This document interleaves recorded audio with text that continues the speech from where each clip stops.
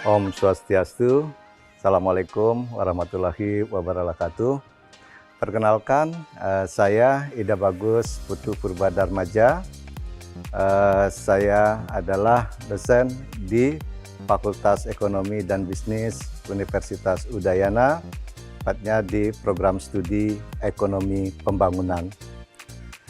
Saya lahir di Kota Denpasar tanggal 18 Juni 1968 dan menyelesaikan pendidikan dasar pada SD 1 Saraswati Denpasar tahun 1982, kemudian SMP Negeri 1 Denpasar pada tahun 1985 dan SMA Negeri 3 Denpasar pada tahun 1988.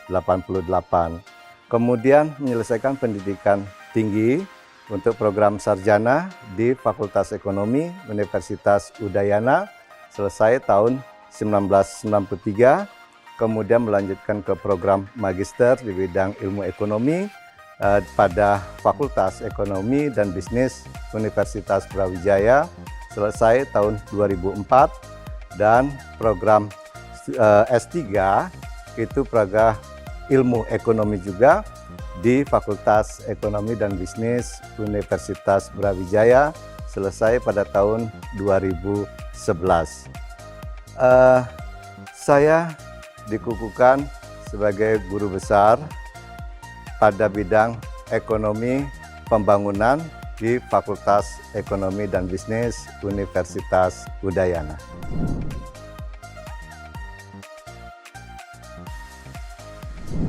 Hal yang ingin saya sampaikan itu adalah terkait dengan implementasi otonomi daerah yang telah masuk pada 3 dekade yang dimulai sejak 2001 sehingga sampai pada 2024 ini kita melihat masih banyak jadi perubahan pada regulasi yang terjadi yang dimulai dari Undang-Undang Nomor 22 tahun 1999, kemudian Undang-Undang Nomor 32 tahun 2004, kemudian Undang-Undang Nomor 23 tahun 2014 tentang pemerintahan daerah, dan juga Undang-Undang Nomor 25 tahun 1999, kemudian diubah ke Undang-Undang Nomor 33 tahun 2004 tentang perimbangan keuangan pusat dan daerah, serta ditetapkan dengan Undang-Undang Nomor 1 tahun 2022 tentang hubungan keuangan pusat dan daerah. Sampai tahun 2024 ini, nampaknya pelaksanaan otonomi daerah tersebut yang pada awalnya bertujuan untuk meningkatkan kesejahteraan masyarakat di daerah, namun data menunjukkan angka ketergantungan fiskal daerah terhadap transfer dari pusat itu masih relatif tinggi. Hal ini mengindikasikan bahwa pemerintah daerah, sebagian pemerintah daerah yang masih memiliki kemandirian fiskal yang rendah, itu nampaknya perlu melakukan upaya-upaya untuk meningkatkan kemampuan memperoleh pendapatan daerah serta melakukan pengelolaan pendapatan untuk menuju kepada kemandirian fiskal yang lebih baik. Nah, kalau kita sekarang lihat otonomi daerah khususnya pada hal kedesentralisasi fiskal, 2024 masih menunjukkan angka ketergantungan fiskal yang tinggi pemerintah daerah terhadap pusat. Tahun 2024, transfer ke daerah itu menunjukkan angka sebesar 800 triliun. Ini merupakan komitmen pemerintah pusat untuk mencoba meningkatkan, mempercepat, menstimulus kemampuan daerah untuk membangun ekonominya dan untuk tujuan akhirnya meningkatkan pendapatan atau kesejahteraan masyarakat di daerah. Hanya saja hal yang menjadi kendala menurut pemikiran saya di dalam mengejar ketertinggalan tersebut, yaitu yang pertama itu pada persoalan tata kelola, kemudian yang kedua terkait dengan inovasi, yang perlu ditingkatkan. Kemudian untuk memperluas kapasitas ekonomi daerah. Yang ketiga, kualitas SDM. Kualitas SDM yang perlu dilakukan secara berkelanjutan. Dan yang terakhir itu adalah masih rendahnya ruang fiskal atau fiscal space daerah di dalam anggaran daerahnya, sehingga upaya untuk mengoptimalkan pelayanan publik itu masih belum bisa secara optimal karena ruang fiskal yang relatif sedikit. Nah, ini perlu ada upaya-upaya untuk memperbesar ruang fiskal tersebut dan tidak semata-mata tergantung kepada transfer dari pusat berupa dana alokasi umum maupun dana alokasi khusus, tetapi lebih pada kemampuan mengoptimalkan potensi-potensi yang dimiliki untuk meningkatkan pendapatan daerah serta melakukan tata kelola anggaran secara lebih baik.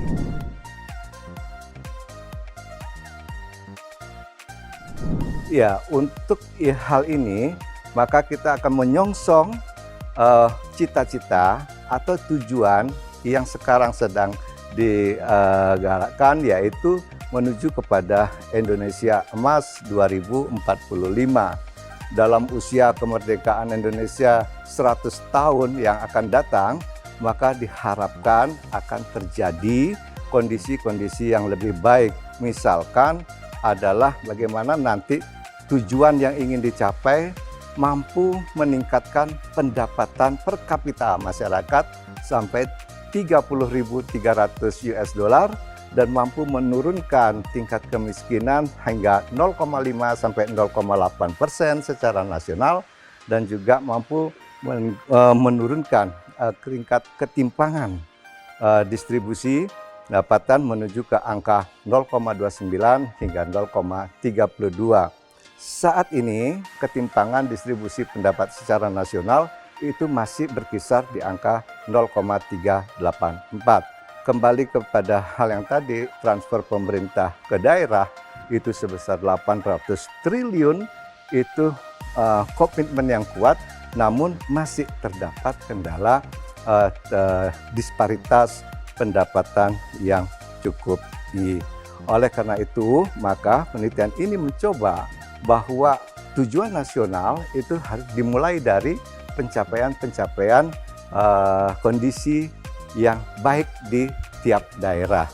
Nah, oleh karena itu maka ada solusi atau hal yang mungkin bisa dilakukan sebagai kontribusi saya di dalam bersama-sama meningkatkan pembangunan ekonomi daerah. Yang pertama itu adalah terkait dengan struktur anggaran, tata kelola, dan alokasi. Ini menjadi bagian yang harus bersinergi dan seirama, dan juga itu harus dia melihat kepada kesesuaian dengan tujuan secara nasional yang dapat dilihat dari RKP atau Rencana Kerja Pemerintah. Struktur anggaran yang baik harus juga disertai dengan tata kelola anggaran. Saat ini beberapa pemerintah daerah mengejar atau mencapai target penilaian atau opini terhadap pengelolaan anggaran itu adalah wajar tanpa pengecualian. Predikat wajar tanpa pengecualian itu hanya kepada sebatas bagaimana pengelolaan anggaran itu telah memenuhi standar atau prosedur-prosedur yang harus ditetapkan. Salah satunya adalah akuntabilitas. Jadi akuntabilitas anggaran itu adalah hal yang necessary condition di dalam pengelolaan tata kelola anggaran, tata kelola pemerintahan menuju good governance. Nah, kemudian yang kedua yang tidak kalah penting adalah bagaimana tata kelola yang sudah baik tersebut itu bisa teralokasikan dengan tepat sasaran. Tepat sasaran itu adalah bagaimana apa yang dikeluarkan di dalam belanja pemerintah itu memberikan impact atau dampak terhadap masyarakat baik langsung maupun tidak langsung. Namun yang jelas semua program-program pembangunan itu harus memikirkan seberapa besar outcome yang bisa diberikan kepada masyarakat. Yang kedua, itu bagaimana meningkatkan inovasi. Inovasi untuk mengembangkan atau memperbesar kapasitas ekonomi daerah. Dengan kapasitas ekonomi yang mampu ditingkatkan, maka praktis akan mampu mendorong sektor real ekonomi di daerah berkembang sesuai dengan potensi dan sektor-sektor unggulan yang dimiliki daerah. Barangkali yang saat ini tidak dilihat dengan jelas, namun perlu digali dan dikembangkan. Tentu dengan memperhatikan kondisi-kondisi baik internal maupun eksternal seperti lingkungan dan lain sebagainya. Bagaimana menciptakan inovasi tersebut? Yang berikutnya adalah dengan meningkatkan kualitas SDM secara berkelanjutan. Ingat, inovasi hanya bisa dilakukan oleh SDM yang memiliki kualitas yang bagus, ya. Jadi peningkatan kualitas SDM itu menjadi salah satu bagian yang penting. Kajian Bappenas menunjukkan bahwa untuk mencapai pertumbuhan ekonomi Indonesia yang tinggi di tahun 2040 hingga 2045, salah satu kendala yang terbesar adalah terletak pada kualitas SDM. Sehingga daerah-daerah harus merespon ini untuk melakukan upaya-upaya peningkatan kualitas SDM. Kualitas SDM tersebut yang sesuai dengan bidangnya, melek teknologi, memiliki kreativitas yang membangun, kemudian juga berwawasan kepada lingkungan, dan yang penting adalah sustainability-nya. Daya saing itu akan tercipta oleh tingkat produktivitas yang bisa dicapai. Produktivitasnya itu bisa dilakukan dengan melakukan inovasi-inovasi. Dan ini sangat penting bahwa produktivitas yang tinggi itu mampu akan meningkatkan daya saing ekonomi, sehingga mampu menciptakan ruang yang lebih besar untuk tujuan-tujuan yang diharapkan. Yang kemudian berikutnya adalah penciptaan ruang fiskal. Ruang fiskal tersebut artinya bahwa selama ini yang masih terlihat bahwa kondisi penganggaran itu masih kecenderungannya nominasi oleh pengeluaran-pengeluaran rutin atau belanja pemerintah. Jadi untuk yang memberikan impact langsung kepada pelayanan publik, akses publik yang terhadap hasil pembangunan itu nampaknya digerakkan di dalam ruang fiskal yang lebih banyak. Jadi itu yang bisa saya sampaikan. Kemudian hal-hal lainnya barangkali kita akan bisa lakukan bersama-sama dengan melihat dinamika yang terjadi baik secara regional, nasional maupun global tentunya.